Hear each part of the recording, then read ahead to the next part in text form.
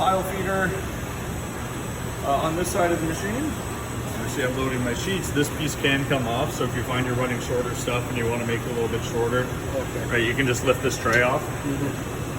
So power cords on this side, it's just 110 volts. Would prefer that it was running directly into a socket versus on an extension cord. But if you do need to move it, you can. Underneath here, way this works, the whole table comes up and it gets to the top and it triggers a sensor underneath here, right? So there's just a little arm. Works like the more gainless bottom feed. It comes up to the top. Yeah, anything else with the pile feeder.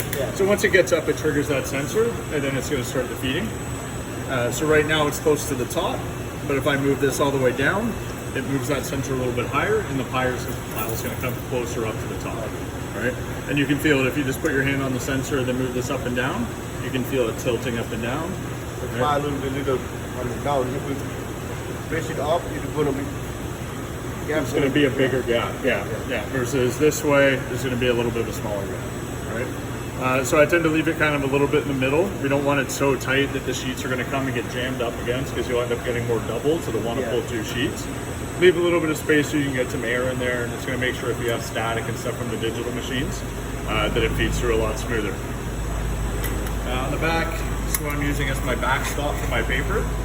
Some people throw magnets on the back as well, depends on your pile height, right? But when the pile comes up, you're just going to slide this up to the back of it to make sure that it stops the sheets from blowing right out the back end. Okay. On the front, one thing here. Is there any like a double seat detector? No. It will pass it down. Yeah, just feeds through. There is one we could add on if you feel like you need it, right? Run it, and then if you think that you need it, put us a call and we can come add one on for you. So it is an option. Same with the exit. So we have it running just straight out of the back of the feeder into the rollers. Most people do that, but if you find that you're struggling, if you're switching sizes and you're having an issue with the feeder, there are other options that we can put on here as well, conveyor belts and things like that. So just give us a call, right? If you're struggling, let us know and we can tell you what we think will work for you better. Factory, not me, my technician set this stuff up, so they've got even pressure across my wheels here. Don't have to mess with it, right? But if you want to, you can slide those left and right just using this thumb screw. Go up and down to adjust the amount of pressure using the front one. So far, so good? Yep. Yep, okay. Safety switches here and on the front here. Right, so if you have the covers open and you're trying to do anything, the machine's going to stop you. Don't stick little pieces of paper in there and bypass them. They're for your safety. Right? Don't mess with them. Say that because some people will. Anything bad happens, red button on the side. Shouldn't happen. It's just a feeder. That's your crop button. And then I have my on and off switch here. Okay, so the e-stop has to be out, and then obviously you need your power on before anything's going to work. Good. Just stop me if you have questions. The one on the left here, you can see that I've got a little picture that kind of shows me. Right? The arrow's going up and down, and then there's a big gap and a small gap. So this would be, if this is my feeding belt right here, those are fingers that are going up and down like this. Okay? So one of those pile feeders you have them. Yeah, it's like that gap, right, to stop double feed. So if I have this all the way to the right, it's going to be a really, really small gap. And then as I turn it to the left, it starts to open up. It's like this. Yeah, we work like the Duplo, or like on your Morganas, you kind of have the same thing, but the belt's like this, and it's like a circle that goes down, right? We're just doing the other thing. So you just need it open enough that a sheet can pull through. If you have it wide open, then you have more chances that the double's going to pull through because there's a huge gap, right? Just want to leave it kind of open enough. I've been running it around here with the stock that you had so far, and it seems to be running well. But if you notice it pulls doubles, and then just tighten it up a bit. Okay. Airflow, you can see small to large there. More air to the left, less air to the right, and that's controlling. I think you really need to see, but those gaps, those vents here. Right, so there's a fan that's creating suction, and then if I open and close those and you look through the side there, right, closing, opening. Oh, okay. Less air, more air. Okay. Okay. So if you're running lighter weights, less air. If the sheets flutter too much, it's going to be really hard for the belt to grab it. If you're running heavy weights, you have something with a little bit of static, you're probably going to want to turn that up a little bit just to help the sheets float so that the suction belt can grab it. All right. Okay. Right here is my speed. Right, so just like you would think, clockwise, faster, otherwise slower. So you can turn it up and down there. And then I have my main controls here, which I'll run you through too. Green means go. Okay, so that's going to bring it all the way up to the top. It's going to run. Red will stop. When I want to reload the feeder, right, so if you want to drop it down, just press that red button again. Okay, so that'll stop it. If I go back up to the top, if you're running a job and then you have more sheets, once it stops, just press the red button again and it will drop it. Okay, press it again and it will stop and you can go back up. The green will run the full stack. So when I use the green button, it's because I want to run the full job. The smaller button here is a test button. And that one's going to bring the job to the out feed. You can see it here. Just so you can change your alignment. So if you ever find that you want to move this closer or further away, lift it up and down. Green button sends it all the way through and it's going to run the job. Test button will just take it to the out feed. And then you can go forward and reverse, or if you just press it again, it will send the sheet through. Okay. All right. So if you're doing your setup and you just want to test it and make sure that it's running well and somebody else didn't mess it up when you weren't using the machine, press the test button, it brings it up to the top. Press it again and it will send in one sheet so you can see how the coating looks before you press the green one and run your line. Okay. Clear button. Just type in something here. When I press clear, it's going to take out this value here. That's my sheet count. Okay. And then I have a batch count. Okay. So if I have nothing here, 0, 0, and I hit press the green button, it's going to run the full stack. If you type in 10, it's going to run 10 sheets. Okay. If you just keep typing, it will continue to change. If somebody had a sheet count, you don't want it, clear, right? It's gone. Any questions about that so far? What about the badge? That has nothing to do with the badge?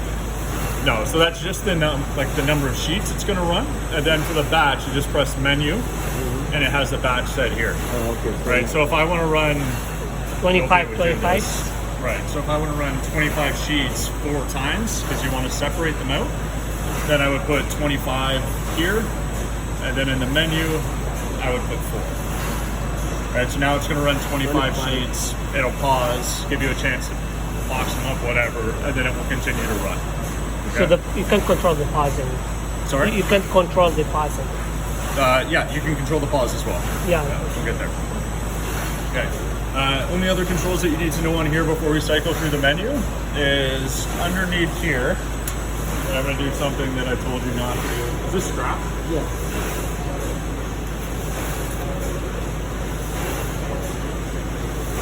Don't film this part.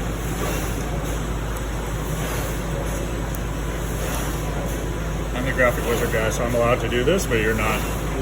So these side guides, right, they're on rails and they're motorized. So these buttons here, tight and loose.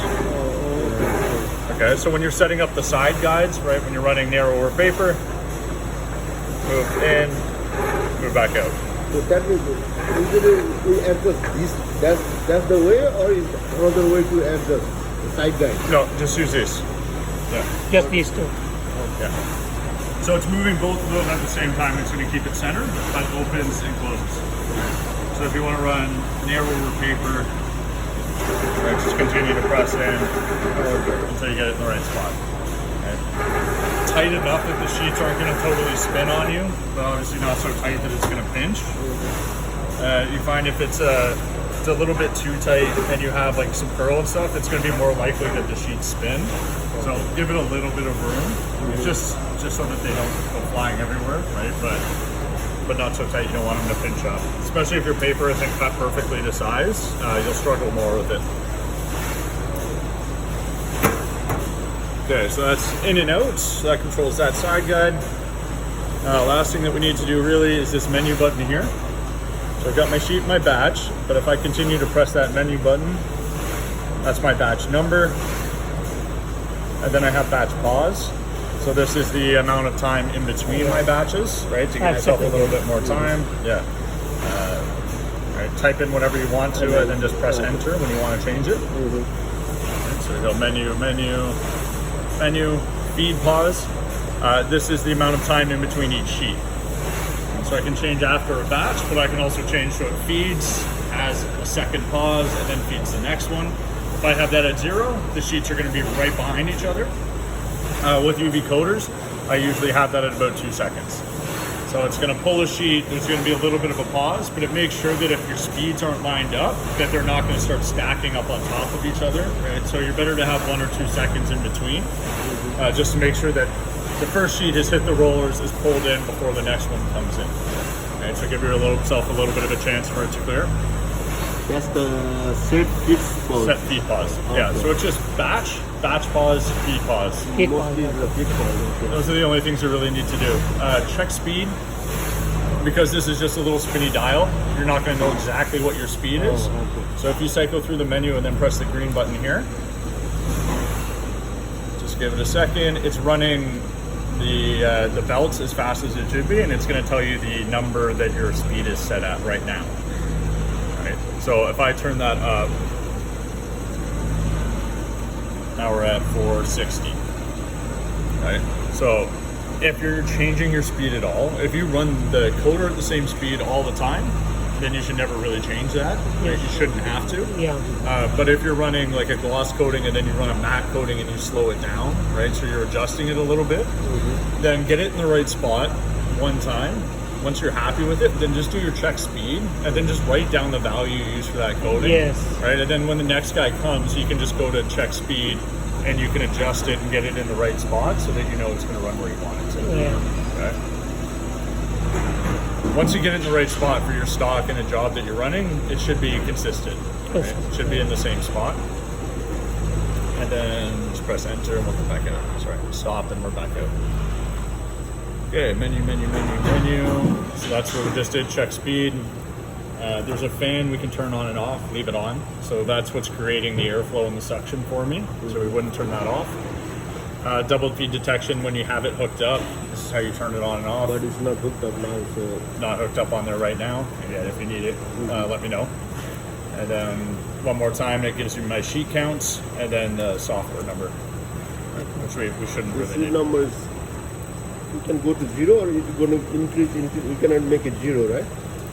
No, you can change, like, as the machine runs, switch menu again, it's going to count here, so it will give you a sheet count, but you can't change the overall count. That's so we know, these guys will run 1 million sheets through it, whatever, right? Yeah. So if you say you're having an issue, we'll ask you probably for the sheet count, because if you're at 1 million sheets, then we could need to change rubber components, belts, whatever, just to give us an idea. Yeah.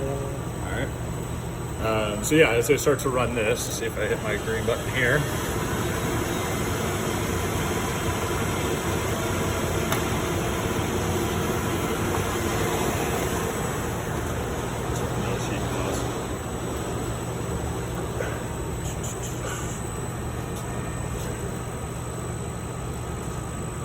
Got a jam, just press the C and clear it. Let's go to menu, batch pause, feed pause, 2.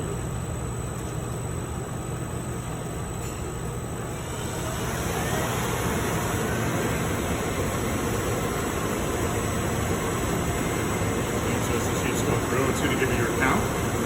Right now it will run to 25 and it's going to stop. Now the speed is on a 16. If you want to increase here, how are we going to increase? Just turn that, yeah.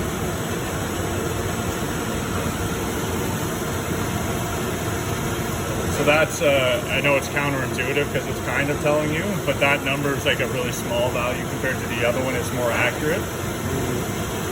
So when you're running, if you want to check your speed, press the menu button and do it in the other side.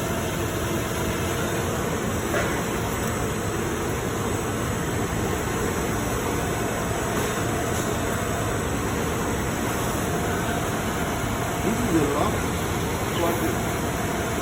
Yeah, so if you get it in a spot that you like it, you can't stop it.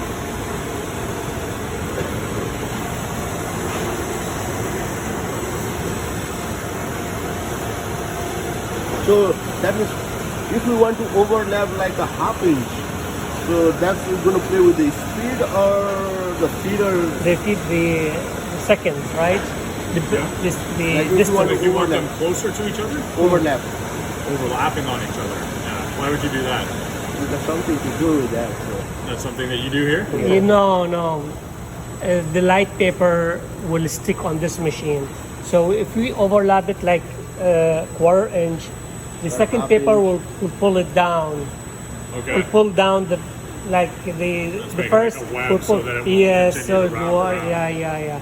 Because I don't know why this is like when the liquid go here, the very light paper will go around the roll. The roll will stuck yeah, it. and it happens on our coders too. Yes. If it's really, really light stuff. So the overlap, that's why he asked about the overlap. Yeah.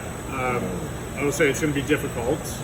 The machine with the feed Sometimes, pause, yeah, you can they- slow it down so that they come out so that they're pretty much on top of each other. And if you slow down the machine enough, the sheet will come out the back end and the next one can probably drop over top. Oh, okay. But to get it to be consistently like a quarter of an inch overlapping on the one before, I would say it would be next to impossible. Really? Yeah. The thing is, the distance here, we don't have it like, we don't have much distance sometimes.